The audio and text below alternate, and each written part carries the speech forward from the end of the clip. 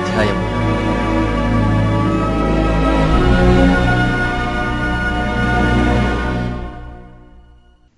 మరియు 10 కొమ్ములను 7 తలలను గల ఒక క్రూర మృగము సముద్రములో నుండి పైకి వచ్చుట చూచితిని. దాని కొమ్ముల మీద 10 కిరీటములను, దాని తలల మీద దేవదూషణకరమైన పేళ్లును ఉండెను. నేను చూచిన ఆ మృగము చిరుత పులిని పోలియుండెను. దాని పాదములు ఎలుగుబంటి పాదముల వంటివి, దాని నోరు సింహపు నోరు వంటిది. దానికి ఆ ఘటసర్పము తన బలమును, తన సింహాసనమును, గొప్ప అధికారమును ఇచ్చెను. దాని తలలలో ఒకదానికి చావుదెబ్బ తగిలినట్టుండెను. అయితే ఆ చావుదెబ్బ మానిపోయెను గనుక భూజనులందరూ మృగము వెంట వెళ్ళుచు ఆశ్చర్యపడుచుండిరి. ఆ మృగమునకు అధికారమిచ్చినందున వారు ఘటసర్పమునకు నమస్కారము చేసిరి. మరియు వారు ఈ మృగముతో సాటి ఎవడు, దానితో యుద్ధము చేయగలవాడెవడు అని చెప్పుకొనుచు ఆ మృగమునకు నమస్కారము చేసిరి. డంబపు మాటలను, దేవదూషణలను పలుకు ఒక నోరు దానికి ఇయ్యబడెను. మరియు 42 నెలలు తన కార్యము జరపని అధికారము దానికి ఏర్పాటాయను గనుక దేవుని దూషించుటకును, ఆయన నామమును, ఆయన గుడారమును, పరలోక నివాసులను దూషించుటకును అది తన నోరు తెరచెను. మరియు పరిశుద్ధులతో యుద్ధము చేయను, వారిని జయింపను దానికి అధికారమియ్యబడెను.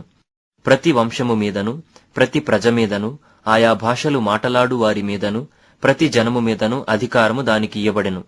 భూనివాసులందరూ అనగా జగదుత్పత్తి మొదలుకొని వధింపబడియున్న గొర్రెపిల్ల యొక్క జీవగ్రంథమందు ఎవరి పేరు వ్రాయబడలేదో వారు ఆ మృగమునకు నమస్కారము చేయుదురు. ఎవడైనను చెవిగలవాడైతే వినుగాక. ఎవడైనను చెరపట్టవలెనని యున్న ఎడల వాడు చెరలోనికి పోవును.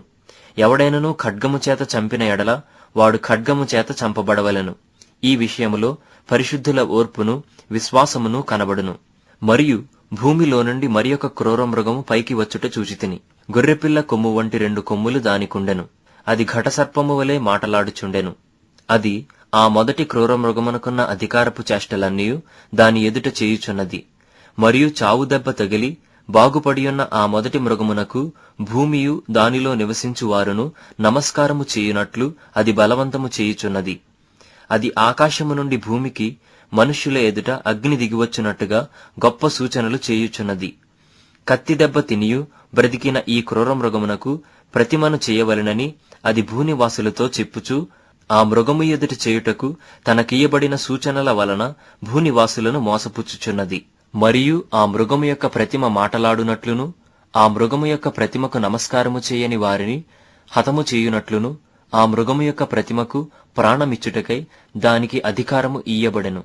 కాగా కొద్దివారు గాని, గొప్పవారు గాని, ధనికులు గాని, దరిద్రులు గాని, స్వతంత్రులు గాని, దాసులు గాని అందరును తమ కుడిచేతి మీదనైనను తమ నొసటియందైనను ముద్ర వేయించుకొనున్నట్లును, ఆ ముద్ర అనగా ఆ మృగము పేరైనను దాని పేరిటి సంఖ్య అయినను గలవాడు తప్ప క్రయ విక్రయములు చేయుటకు మరి ఎవనికిని అధికారము లేకుండునట్లును అది వారిని బలవంతము చేయుచున్నది.